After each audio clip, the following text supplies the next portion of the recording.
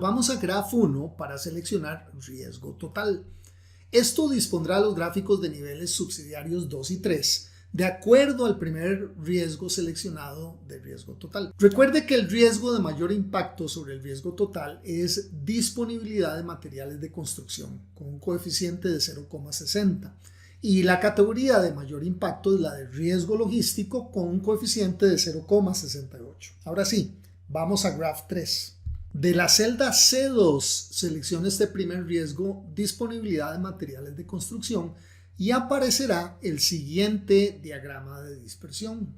Un diagrama de dispersión es un tipo de diagrama matemático que utiliza las coordenadas cartesianas para mostrar los valores de dos variables para un conjunto de datos. Se emplea cuando una o varias variables está bajo el control del experimentador. Si existe un parámetro que se incrementa o disminuye de forma sistemática por el experimentador, se le denomina parámetro de control o variable independiente y habitualmente se representa a lo largo del eje horizontal, el eje de las abscisas. Esta es representada por la variable escogida en la celda C2, en este caso, la disponibilidad de materiales de construcción. La variable medida o dependiente usualmente se representa a lo largo del eje vertical, el eje de las ordenadas. Si no existe una variable dependiente, cualquier variable se puede representar en cada eje y el diagrama de dispersión mostrará el grado de correlación lineal siempre entre las dos variables. Un diagrama de dispersión puede sugerir varios tipos de correlaciones entre las variables con un intervalo de confianza determinado. La correlación puede ser positiva, aumento, negativa, descenso o nula. Las variables simplemente no están correlacionadas. Se ha dibujado una línea de ajuste, llamada también línea de tendencia, con el fin de estudiar la correlación entre las variables.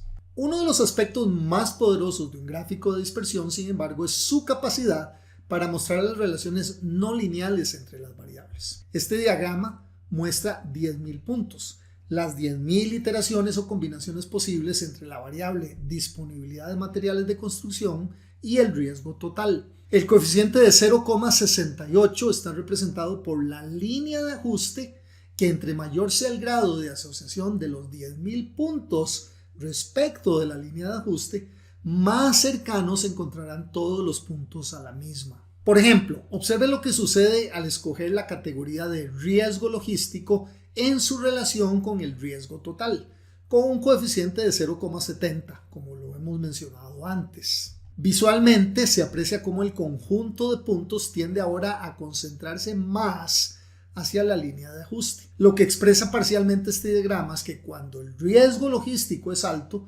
consecuentemente el riesgo total también lo será. La presencia de algunos valores extremos hacia el lado derecho superior hacen sospechar que bajo condiciones extremas causadas por riesgos logísticos muy altos, quizás también provocadas por escenarios extremos de disponibilidad de materiales de construcción, esto tendrán en muchos de los casos un impacto definitivo sobre el riesgo total. Si vamos de nuevo a Graph 1 para seleccionar riesgo logístico, sabiendo que disponibilidad de materiales de construcción es su principal conductor, y luego seleccionamos tal riesgo en Graph 3, observaremos el relativamente alto coeficiente de correlación de 0,84 entre este riesgo y su categoría.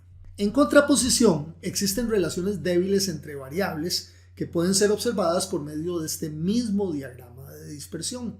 Por ejemplo, al retornar a Graph 2, observamos que el segundo riesgo más significativo entre los de la categoría logística es escasez de mano de obra, que muestra apenas un coeficiente de 0,19.